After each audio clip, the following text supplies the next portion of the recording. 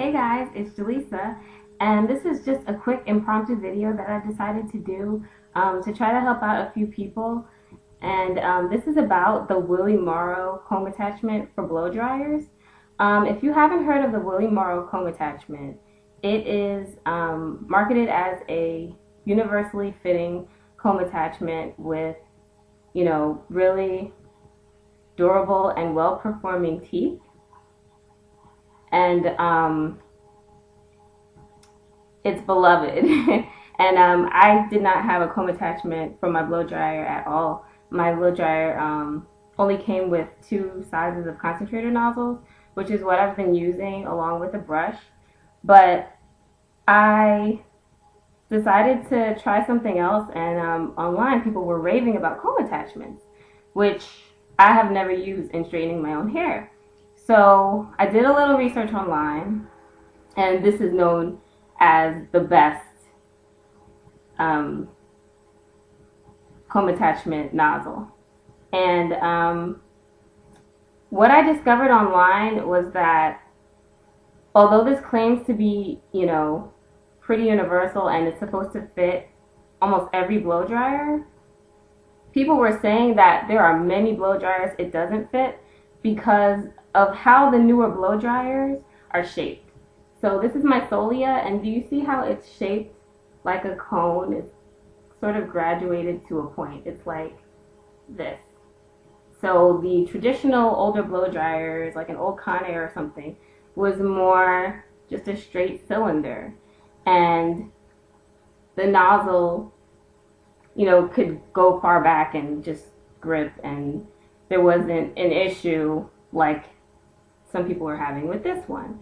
So I found that the instructions that come with this, this is known to be a great product, but the instructions need some work, and I think a lot of people could benefit from this video because I am going to show you how to get your comb attachment to do this. It is well secured. Like, I couldn't take this off if I tried without unscrewing it. Like, there's a dent in my finger from pressing so hard, and it's not coming off. So as you can see, it's well attached, and I'm going to show you how I did it. So I'm just going to go and detach this really quickly. If I had known I was going to record this video, I would have waited to unbox this on camera, but since I didn't, I'm just going to show you approximately how it came. So all 3 of the adjustable rings were nestled inside of each other in size order, and then all of that were nestled, but this was flush with the nozzle itself. So the screw on the band was completely tight. This wouldn't budge. So I took my flathead screwdriver and I unscrewed it enough where this slid around, and at that point I was able to pop out the 3 adjustable rings. And what works on my Solia is the middle ring, the medium-sized ring. Actually, the larger one seems to work pretty well too, so you can try either one, but not the small one. So these are the only instructions that the product came with, and there are 5 steps here. Number 1, loosen band. It's pretty obvious, I guess, but it doesn't tell you that you have to use a flathead screwdriver, so use a flathead screwdriver to loosen the screw, which will loosen the band. And loose, to me, is just loose enough that this can slide around. It's not going to completely come off or something like that.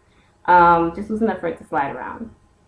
And then it says, you remove the adjustable rings because, like I said, at first they were nestled inside. You fit the adjustable ring to the nozzle. Okay, so this is where some people are probably going to start to have some trouble. So this was me before.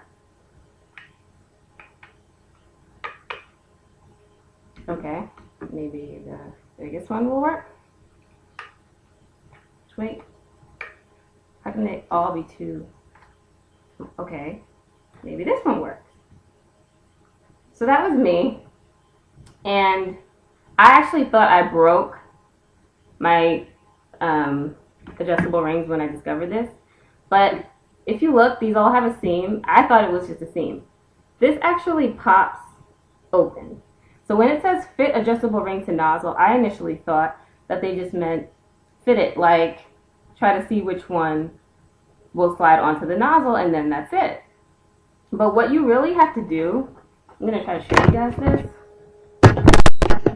What you have to do is actually, and you know what, just so that you know, in case you have the same one, for my Solia, the middle size ring worked.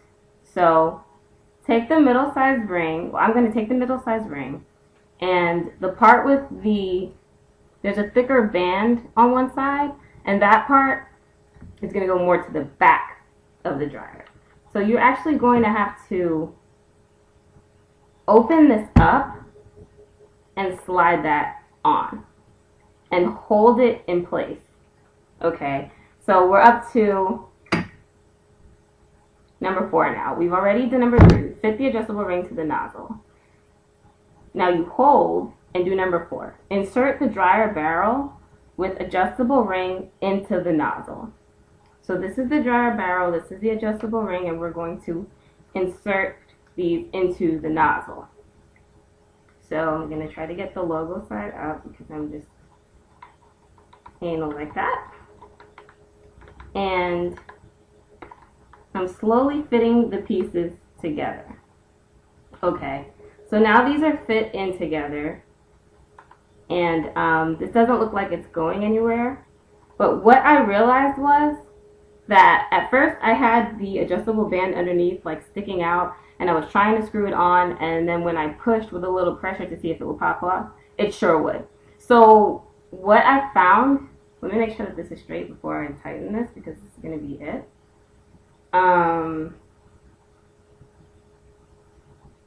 Yeah, I guess it's straight. So what I found was that you should just gently push the ring further in so that the ring is further along than the actual nozzle is. Yeah, so let me show you guys one more time what the steps are.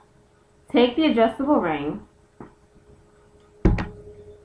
Mine actually had a gap to work between the two sides, okay?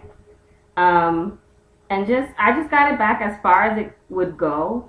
And yeah, it actually is like, it's adjusting because like I said, this is a cone shape. So just right here is where the straight part stops and then it starts fanning out. But that's okay, just push it down until it pops open and get your nozzle and just pop that on top.